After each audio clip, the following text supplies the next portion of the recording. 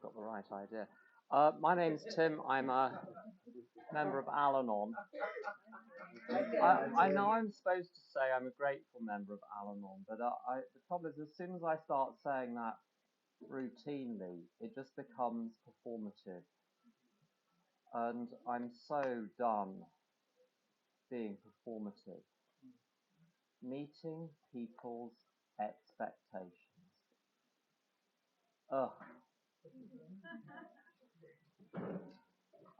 As a friend of mine puts it, I've been in Al-Anon a long time. All day. And now I don't want to alarm any of you, but there are a few alcoholics out there. And alcoholics, in my experience, are a lot of fun until they're not.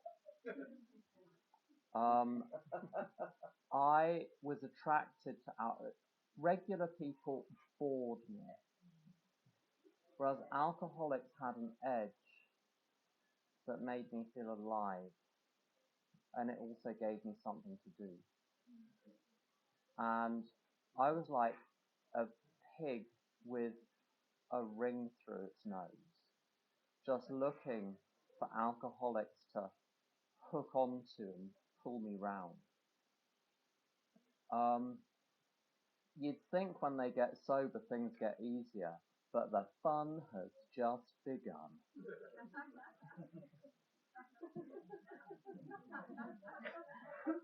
And one tries to be so helpful with the hoovering and the inspirational quotations and the encouragement and the support and the checking in on them just to make sure they're okay. And then they relapse and find a way of construing it as your fault. And I would find myself unwittingly playing a very significant role in other people's failure to recover from their alcoholism.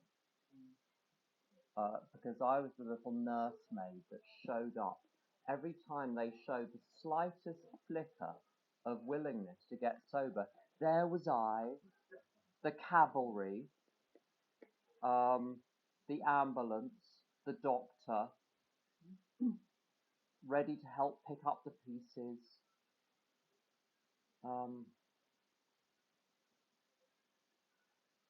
And one thing I learned over the years was that a lot of the people I was trying to help were only seemingly in recovery. What they were doing was taking a break and earning coupons for their next binge. So I was part of the problem. Someone said to me once about an alcoholic who was in my life, who was attractive in so many ways, and interesting and funny and exciting and drunk. Someone said to me, if you let go, he might die. If you don't let go, he's going to die. You pick. Because being the last person that they depend on, I was the one that was stopping them getting to a rock bottom where there was literally no one left, and they would have to start following directions from people who are unemotionally involved in their situation.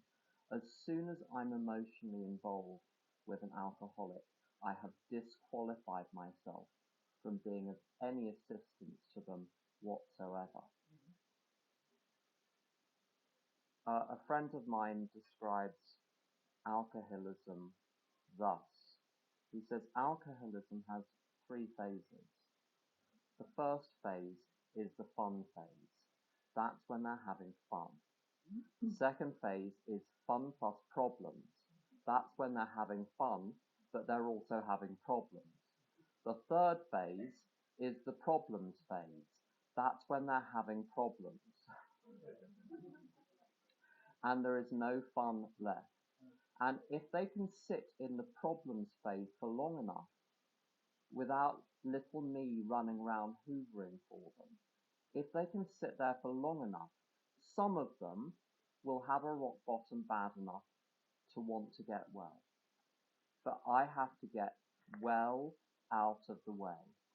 And the piece of advice that was given to me with this particular alcoholic was, leave him lay where Jesus flang him. Step over the body, get on with your life. Now, what one's particular conception of a higher power is neither here nor there. And I'm not here to judge whether the situation they find themselves in is their responsibility or fate or God's will. That's an opinion. That's a matter on which I'm to have no opinion. It's an outside issue. There's a line in Buffy the Vampire Slayer which I checked this morning. It's not Al-Anon conference approved literature. So I'm just going to signal that so there's no confusion, so no one needs to write a letter to the World Service Office complaining that there was a reference to a non-Al-Anon. But there was something about her in relationships and saying that she was not yet cookies, she was still cookie dough. And I first got to Al-Anon in 1995.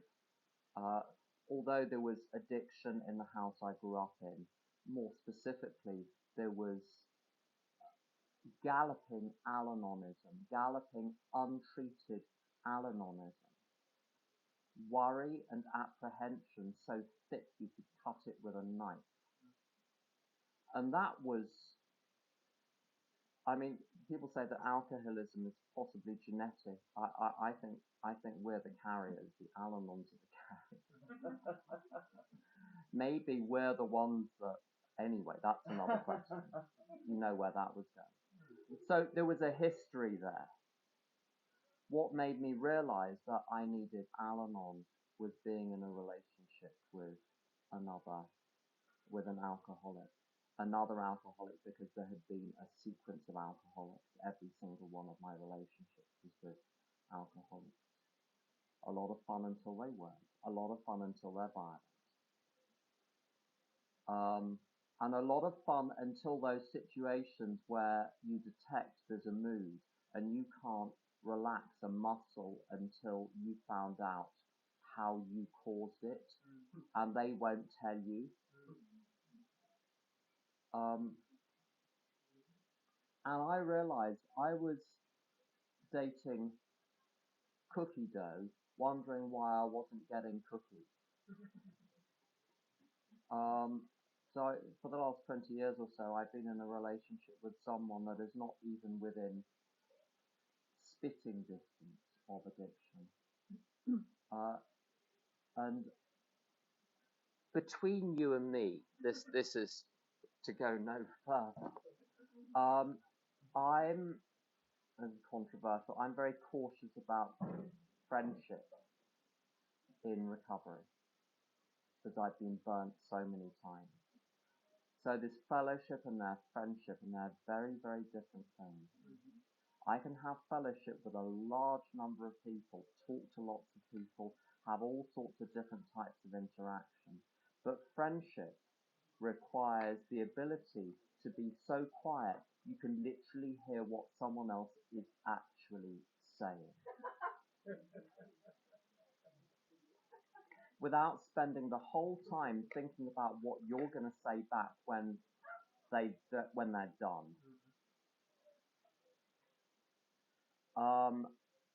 It involves the ability to pause. It involves the ability to accept.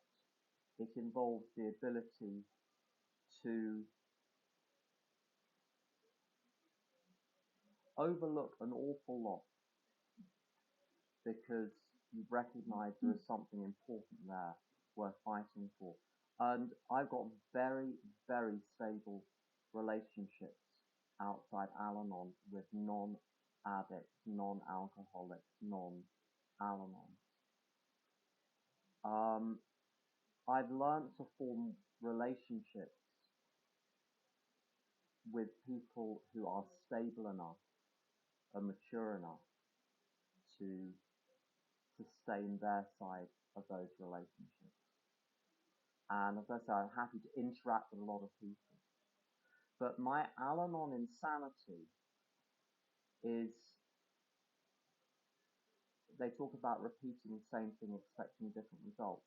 I will form relationships based on not knowing people very much, form attachments and interests in people because they're exciting, they're fun, they're deeply unstable, but they're doing so well until they're not. So I'm very careful today. All of the people, when I wrote a step 4, the alcoholics and the addicts I was so angry with, what was interesting was that I was the one that picked them. So I can't blame them for their as insurers would say, their pre-existing condition, which is partly what happens when they're drinking, but also partly what happens when they're not. So step 3, turning my will and my life, making a decision to turn my will and life over to a power greater than myself.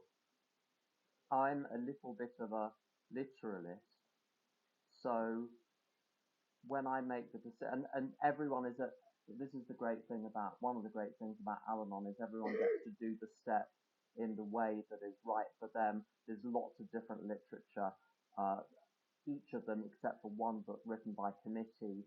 So there are lots of ways of looking at step 3. I don't think the right or wrong, but the way I do, I'm very literal. When it says we make a decision is something which is I make once and is not then gone back on. I used to be very needy. I'm probably the least needy person I know now, except possibly my sponsor.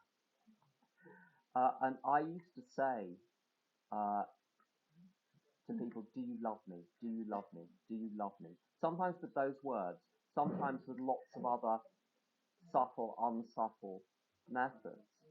And as soon as you ask it twice, it means that you do not value the response that is coming back. If you valued it, it would last. If you have to ask twice, it means it's a game. It's something else going on. And so when I make the decision in step 3, it's made. Now, I might, a year later, revisit the steps and run through the first 9 steps again. Everything else that gets individually turned over is the implementation of that fundamental decision. But that decision has got to be made without the fingers being crossed behind my back. And a wonderful thing happens when I take step 3. Everyone else, that's everyone else, becomes none of my business. So I stop checking up on people. And if people call me and they want to talk about a problem, if they want to talk about the solution to the problem, we can talk. If they want to talk about the problem, they have to find someone else. And what step 3 means to me is an awful lot of saying no. Not a very cheerful idea.